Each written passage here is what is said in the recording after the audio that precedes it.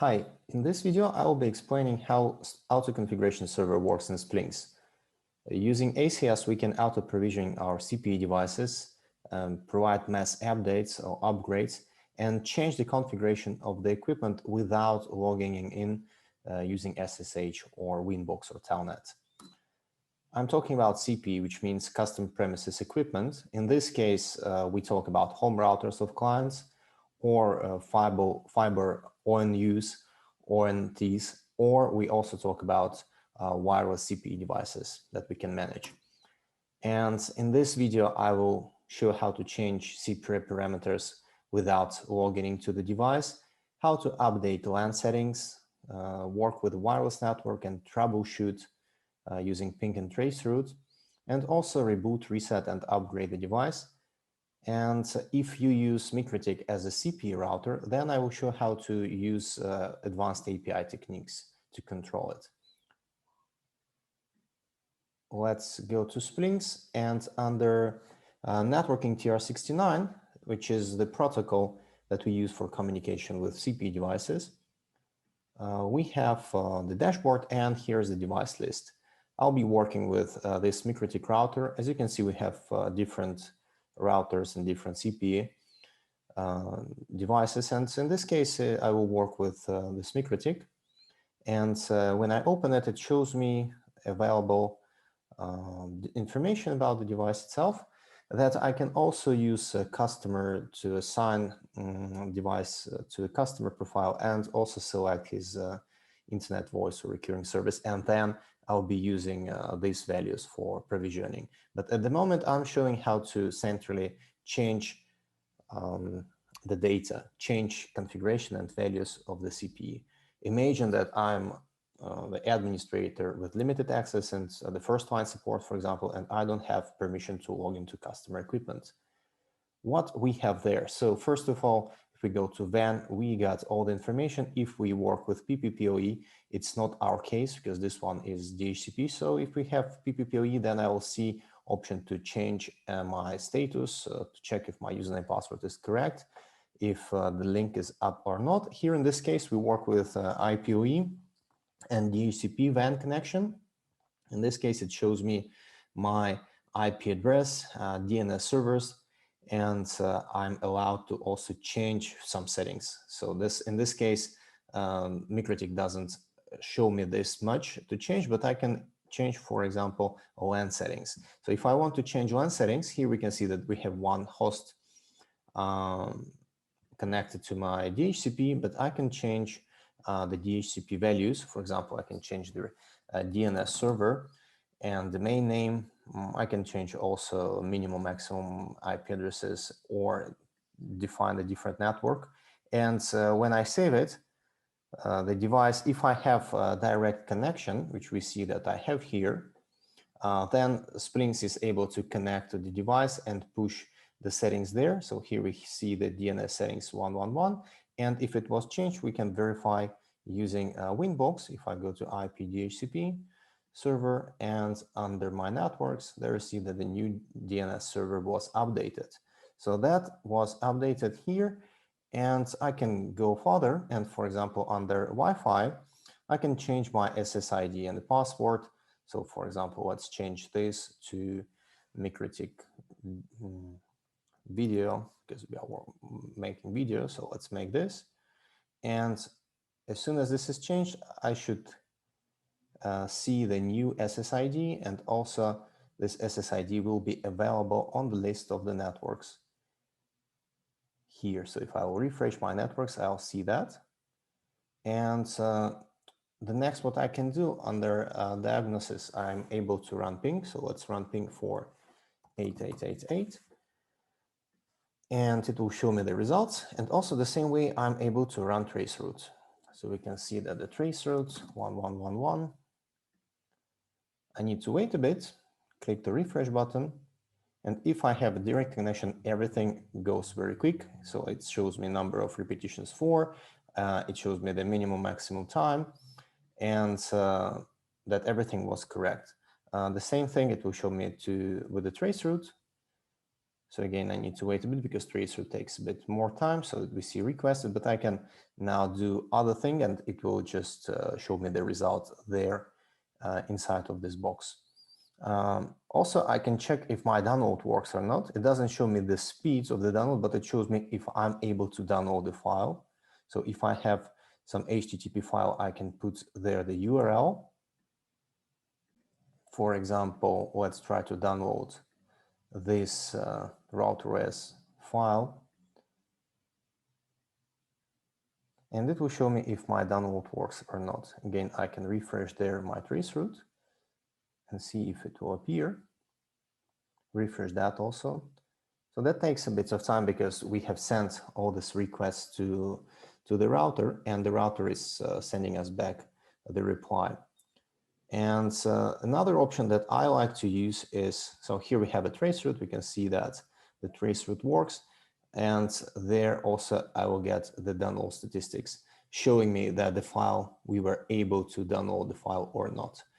Yes, you see that it was completed. So it means that the file was downloaded.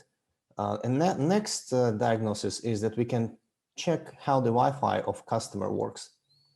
So it shows that the Wi-Fi will be disabled. We can try it because we are troubleshooting now.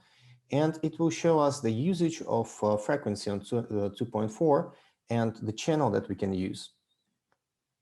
So this again will take some time, but as soon as this is done, we will get the chart.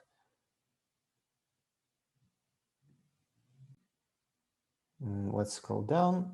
Yeah, and here we have, it shows us that the CPE or the customer home router, it has some of the networks that are available on this, on channel 1, and then on the channel 6. And it shows us that the best channel for our Wi-Fi will be to tune our network to the channel 9. That's what I'm going to do. So I can go to my wireless and switch my channel. It was already to channel 9 because I was making this test before. So I have set up ideal channel 9 to this device. Then under activity, I see that all my tests that were done by me or by other administrator. And what I'm able to do also is I'm able to restart, refresh, or upgrade this device. So if I want to upgrade MikroTik router, I need to create a XML file. So this is the XML file where I upload the package, and I upload also the package of TR69.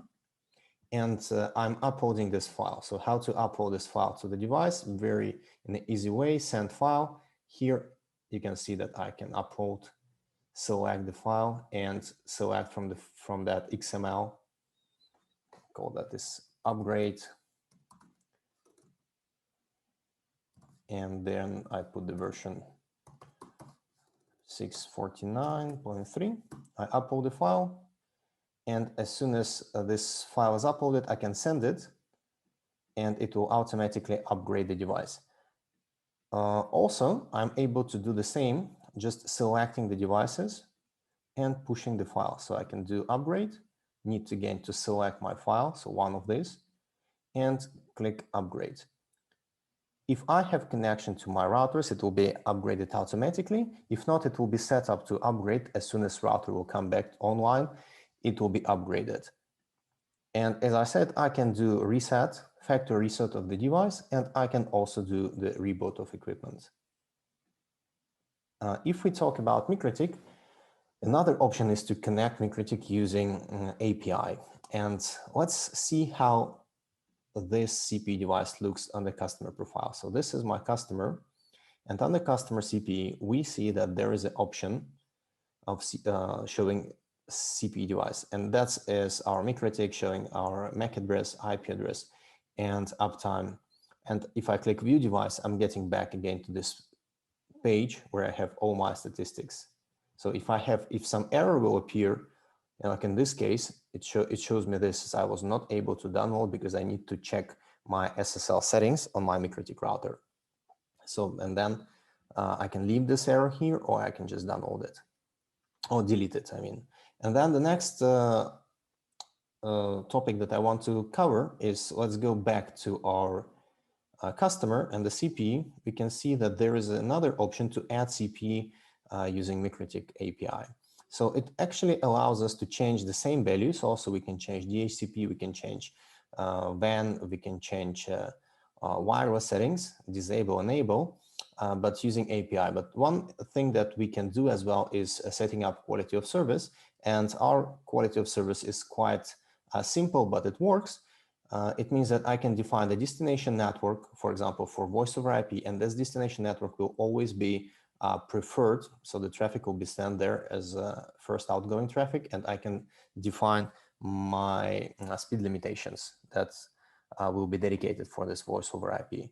So as a result, Splynx will create this. If I go to simple queue, on the simple queue, it will create this parent of 20 meg and then a dedicated voice over IP channel for my network where's my SIP located. So this way I can build a very simple quality of service that works very well on MikroTik. And how we can check if it works, let's reduce, for example, our speed from 20 meg to 2 meg, and then we'll get the link saturated immediately with some simple download or speed test. So that's what we are going to do here. And the same, I will just apply there 1 meg and maximum upload and download.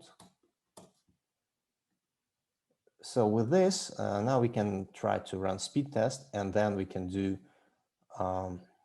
ping of the range. Let's try to ping one network that is not part of our quality of service, this one, and let's run speed test. I have limited my network connection to 2 megabit per second, as you can see.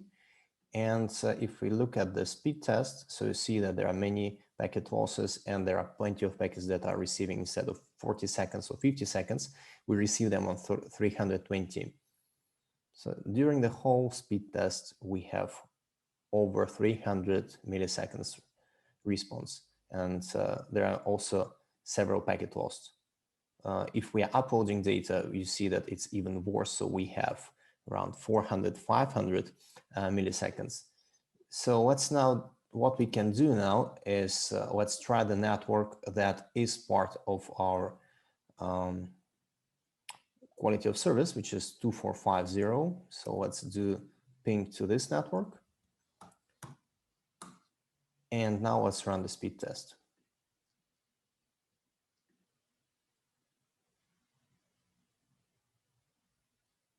Let's check this.